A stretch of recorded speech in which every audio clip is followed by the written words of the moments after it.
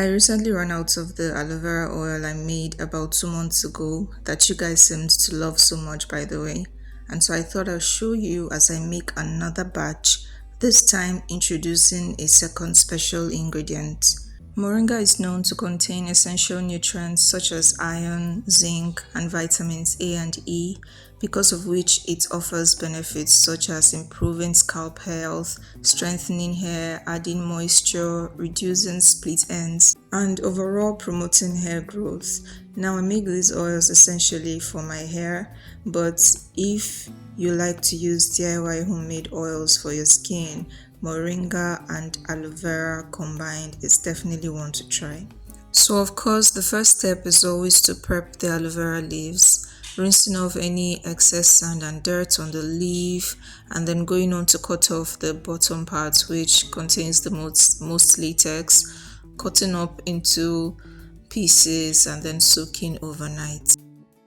If you've ever used aloe vera in any form and started to itch as a result, it might possibly be because you skipped this step. This step of soaking the leaves overnight is essential in getting rid of the latex, which can be toxic to your skin and cause irritation. Having gotten that out of the way, I went further to cut my fresh aloe vera leaves into smaller bits because this will help it infuse better into my carrier oil, which is olive oil for this video, just like the last. Now, one confusion that arose a lot from that video is which is the best oil to use. Can I use coconut oil or can I not use coconut oil?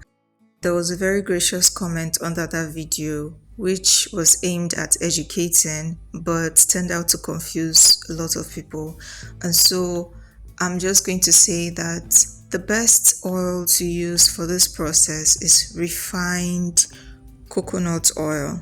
But in the event where you do not have access to that, just like me, you can use the second best option, which is extra virgin olive oil. And about the groundnut oil or vegetable oil question, those are not typically hair oils, so I don't know. Because heating oils on direct heat is a sensitive matter, I always insist on doing it on very low heat on my slowest burner while stirring at very close intervals, so I'm never really quite far away. After I was sure that the aloe vera had infused like halfway through, I mean you can see from how far the leaves had wilted, I went on to add 1 tablespoon of moringa powder. If you have access to the fresh moringa leaves, please, by all means, use that. This was on fire for a total of about 20 minutes, and you can see how much more dehydrated the leaves are now, especially the fresh ones. That is usually the sign that it's time to take it off the fire because all its nutrients and moisture has been released into the oil, infused into the oil, and also there's that bitter taste in your throat that you start to have when aloe vera has saturated the air while you're making this oil. So after letting this cool for a couple of minutes, I sieved using a cheesecloth 2 times actually, just to be double sure that there were no particles in my oil, as this is a leave-in treatment after all. See, I bought this moringa powder about a year ago, but I've only used it once. The smell just seems to overwhelm me. And even though I used just 1 tablespoon for this recipe, which I thought wasn't much, it still is quite strong. I guess that speaks of its potency after all. So there you have it. Our moringa and aloe vera oil is ready and it looks beautiful. So I just transferred this to bottles, one of which I am using currently and the other that is stored in the refrigerator. This thing can stay good for a couple of months, especially in the refrigerator, but it usually doesn't even last me that long. And that's because about 1/3 of this is going to go into making a hair butter, not just for me and my kids really. And I also use this to oil my scalp every couple of days, as you're going to be seeing in the next clip. Okay, so I don't have my hair out. It's in this protective style that I did about 2 days ago. It's already beginning to look old, but all the better because some people wonder how to use these oils under protective styling. So I guess I'm killing two birds with one stone. So the first thing I like to do is to spray my hair. Now, if you have 4C hair like me, you know that there's no running away from water. Water is your hair's best friend. And honestly, I find it so soothing. At this point, my scalp is already beginning to itch because after all the butter I used in my hair 2 days ago, I do not remember particularly moisturizing my scalp. So this oil and this process is going to take care of that. Also, this can work very well for when you have dandruff. Another very strong herb I know that is great for itching is rosemary. So maybe I might just do a rosemary and aloe vera oil one of these days because I always have that at home. So you can see how my hair is taking up all the water, and I'm just using my finger to make sure that, you know, it's like well absorbed into my hair.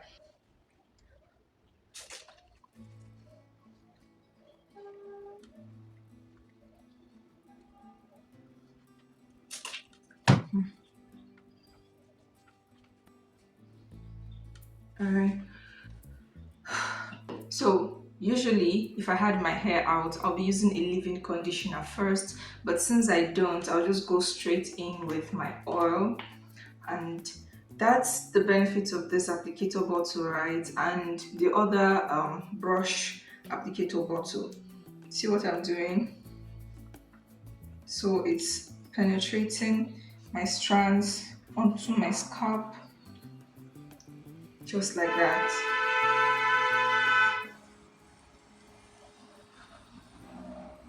I'm also going to do this, run this along this part,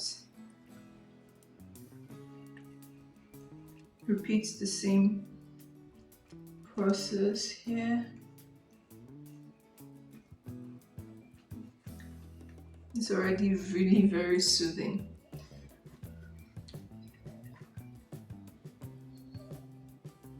Not forgetting my edges.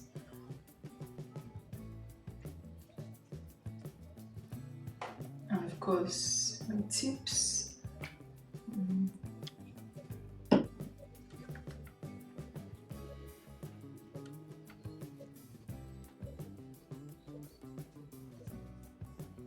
When I used this oil 2 days ago, I noticed a certain kind of softness to my hair, and that's not surprising because there's a moringa treatment that gives you the same results as if you use relaxer on your hair, like as if you relaxed your hair. So I'm not surprised. Moringa is great for the hair. It softens the hair, strengthens the strands, moisturizes, you know, treats scalp and scalp related issues and split ends, hair loss, and just generally promotes hair growth. So if you are, you know, looking for something to add to your hair routine, you definitely want to try this oil. Aloe vera and moringa is definitely a great combination. And since I'm just constantly on the lookout for stuff to make my hair more manageable, this is perfect. Alright, I think my hair looks better than it did when I started out. It definitely feels better. But yeah, that's one way that you use this oil. You can also use it when your hair is out, like I said, after a leave-in conditioner. You can also, you know, simply saturate your hair with the oil before washing. That is as a pre-poo. What I've just demonstrated here is how to use the aloe vera and moringa oil to care for your scalp. That's it for this video, guys. Thank you for watching up to this point. If you liked it and if you enjoyed it, please give it a thumbs up and leave me a comment. I always love to read your comments. Feel free to share this video with anyone you think might need to see it. You know, it might be helpful too. And for more fun and easy DIY projects like this, hit the subscribe button and join the family. And I'll see you in my next video. Take care of yourself. Bye.